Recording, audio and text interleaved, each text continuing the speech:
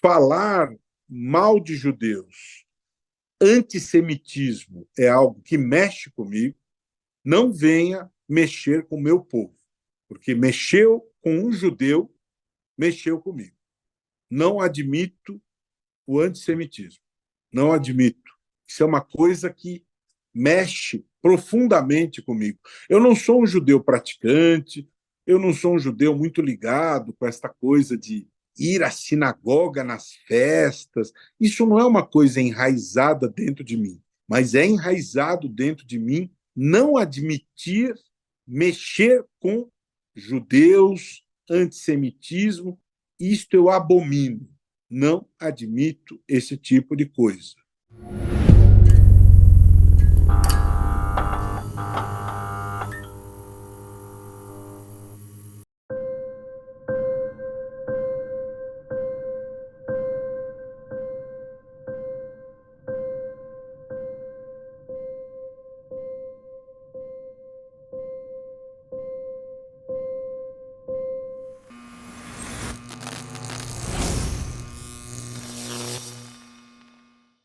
Eu sou filho de mãe egípcia, portanto, sefaradi, e de pai romeno, portanto, ashkenazi. Fiz o meu bar mitzvah na congregação israelita. Eu não posso me definir como um judeu extremamente praticante. Na minha casa, não fui educado no judaísmo. Meu primeiro contato mais profundo com o judaísmo foi quando eu fui me preparar para o Bar Mitzvah. Aos 12 anos de idade, eu fui matriculado na congregação e aí eu me aproximei mais dos valores do judaísmo. Eu tive aulas com Morei Yehuda, lá na congregação israelita, e me preparei para o Bar Mitzvah e eu gostei de ter esse contato, tanto que eu quis permanecer na congregação depois deste período de preparação. Eu permaneci lá até os 15 anos, havia outras atividades comunitárias.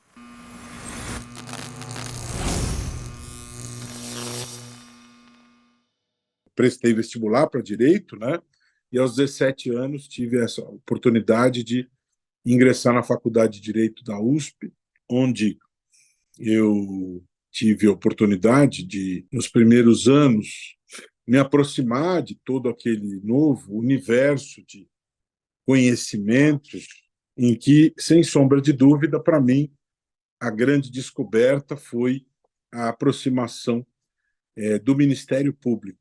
Né? Isso vai acontecer lá no final do terceiro ano, à medida que eu vou descobrindo as coisas do mundo do direito, da universidade, eu vou percebendo muito claramente que o meu caminho era uma carreira pública. Né? Eu não tinha clareza qual seria esta carreira pública, mas eu me identificava, eu sentia que o meu caminho seria numa carreira pública no âmbito da justiça. Imaginei que talvez pudesse ser a magistratura, porque quando você aprende as coisas do direito, talvez a carreira mais fácil de você visualizar seja a carreira da magistratura, seja a função do juiz. Fica mais fácil, né, de você visualizar o papel do juiz.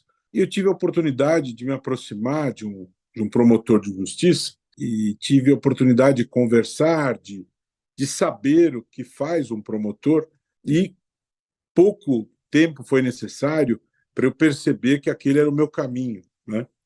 E então eu fui estagiário desse grande promotor, que hoje é ministro do Superior Tribunal de Justiça, o ministro Herman Benjamin, e ali vivi uma grande experiência que contribuiu muito para o meu aprendizado no mundo do direito. Herman Benjamin é um crânio, né?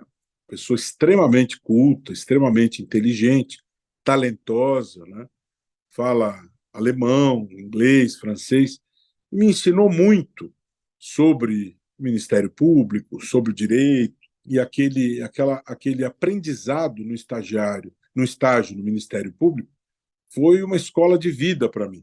Né? Então, aquele ano de estágio com Herman Benjamin me ensinou muito, né? E foi precioso depois, quando eu me transformei em promotor de justiça, quando eu fui prestar concurso, um ano depois, fui ingressar na carreira do Ministério Público aos 23 anos de idade.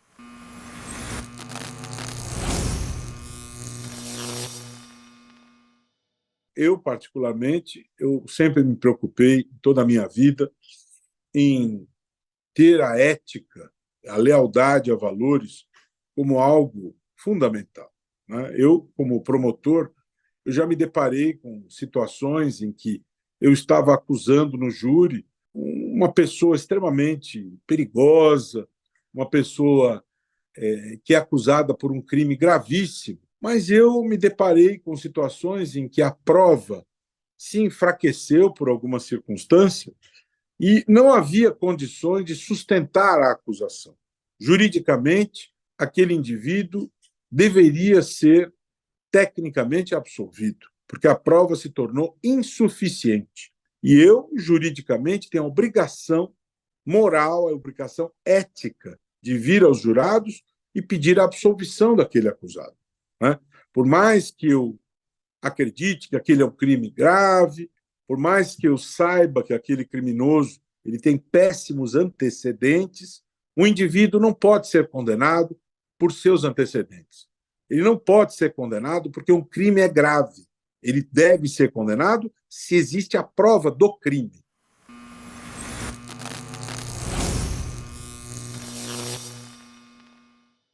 Eu me lembro de uma situação que me marcou muito quando eu fui entrevistado pelo Jô Soares, e essa foi uma ocasião que marcou muito a minha vida, porque eu tinha uma admiração profunda pelo Jô Soares. Eu contei essa vivência, né?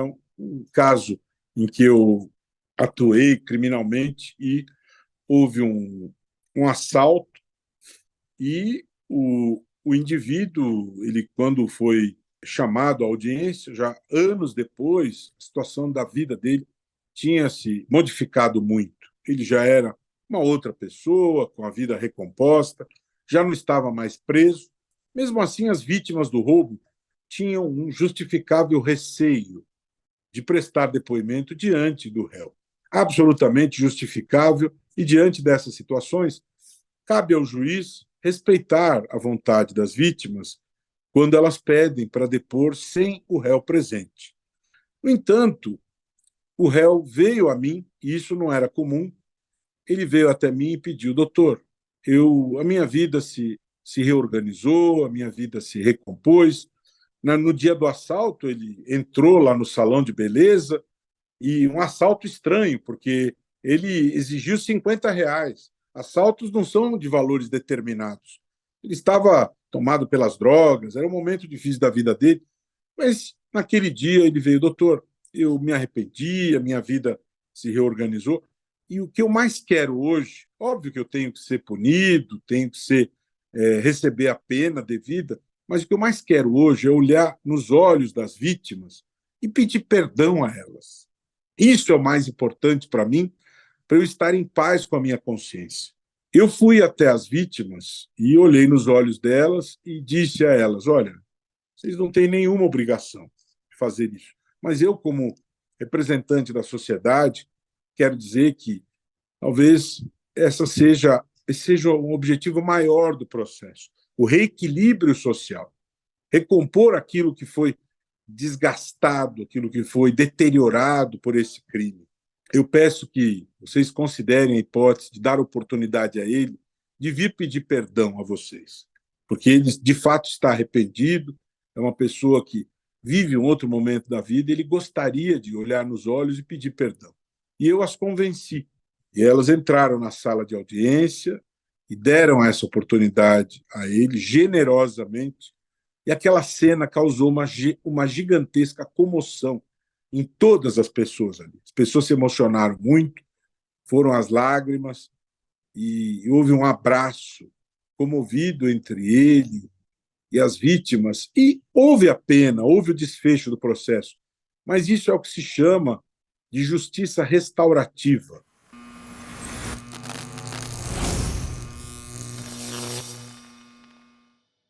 De um modo geral, meus colegas, os juízes, os advogados, sempre levaram em conta o fato de ser eu judeu de uma maneira absolutamente positiva, de um modo geral.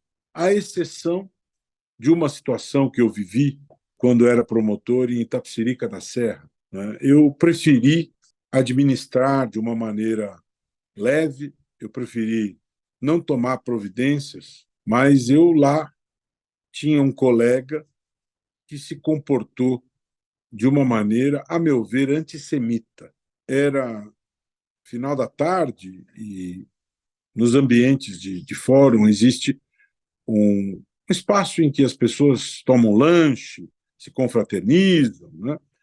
E eu estava chegando ali para o lanche, este colega, que ele é de origem alemã, ele fez um comentário, assim, como se fosse fazer uma brincadeira.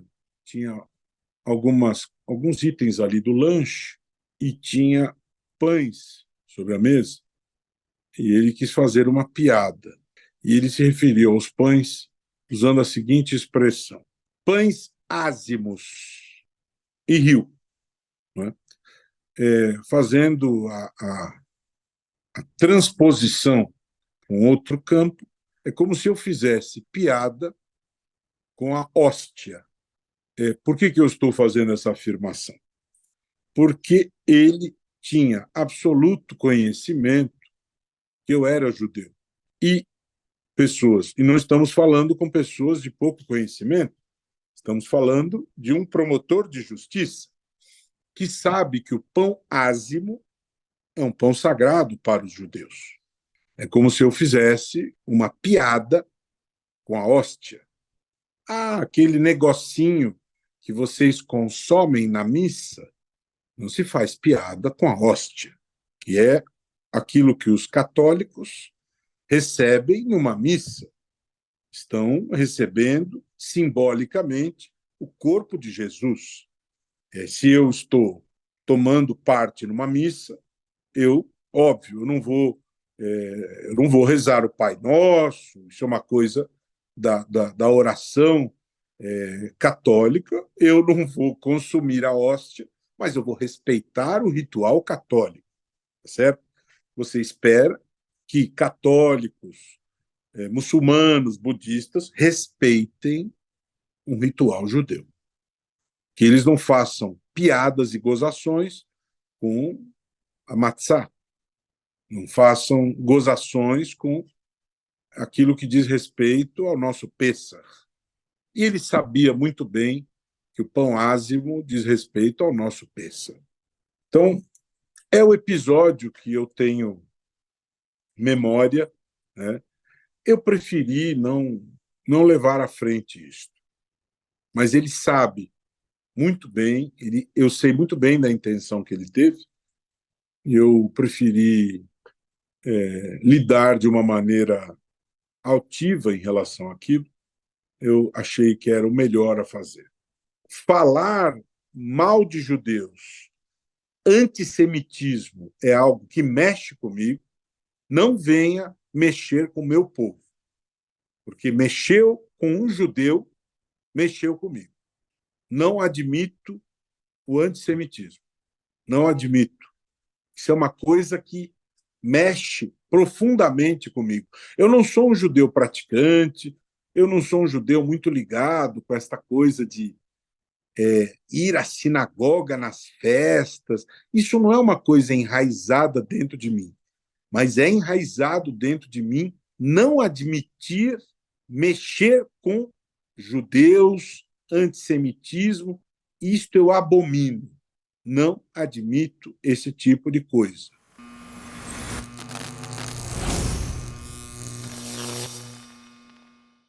Há muitos anos me dedico à luta anticorrupção. Há quase 30 anos eu apresentei um projeto relacionado a isso, a nível de doutorado, na Universidade de São Paulo, orientado pelo professor Miguel Reale Júnior, e desde então venho participando ativamente do debate público no Brasil em relação ao tema anticorrupção. Sou uma voz bastante respeitada em relação a isso. Criei um instituto de combate à corrupção, o Instituto Não Aceito Corrupção, e reúno muitas pessoas no instituto que eu presido. O instituto é muito respeitado nesse segmento. E eu diria a você que a minha causa de vida é o instituto. Dedico muito do meu tempo ao instituto. Eu deixo de dar aulas em universidade. Eu, com o meu título de doutor, poderia dar aulas, poderia ganhar dinheiro através dessa atividade, dinheiro legítimo, dinheiro justo, mas eu prefiro aquilo que me dá prazer realmente é me dedicar de corpo e alma a fortalecer o instituto, a me dedicar a este hobby. Eu costumo dizer, tem gente que tem hobbies como colecionar vinhos, charutos, livros. O meu hobby é azucrinar corruptos, né? E eu me dedico de corpo e alma ao instituto, que é a minha causa de vida.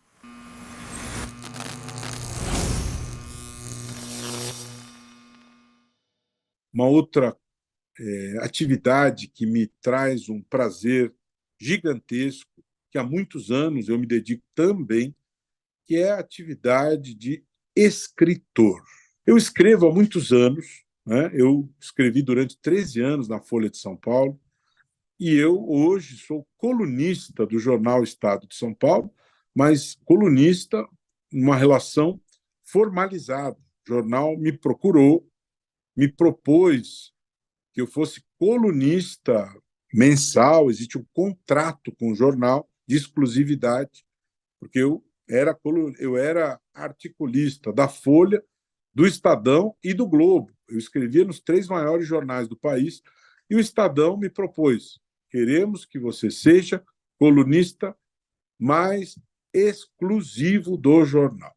E aí eu tive que fazer essa escolha e fiz essa escolha consciente, porque no Estadão o meu artigo sai no dia aprazado, combinado. Eu posso modular o que eu vou escrever e sei que o texto sairá naquele dia combinado. Na Folha não era assim, no Globo não era assim e no Estadão é assim. Então, essa escrita dos artigos, dos textos, é algo que eu tenho um prazer gigantesco em fazer. Já publiquei 16 livros, não todos escritos por mim, muitos organizados por mim, e descobri 6 anos atrás também que eu sou cronista, né? Já publiquei 2 livros de crônicas, gosto muito de escrever crônicas falando, contando sobre a vida, explicando, descrevendo coisas da vida, coisas do cotidiano, coisas da corrupção, coisas da justiça, causos, né? Eu gosto muito de escrever. Então, existe um lado meu muito forte, que é o Roberto Liviano, escritor.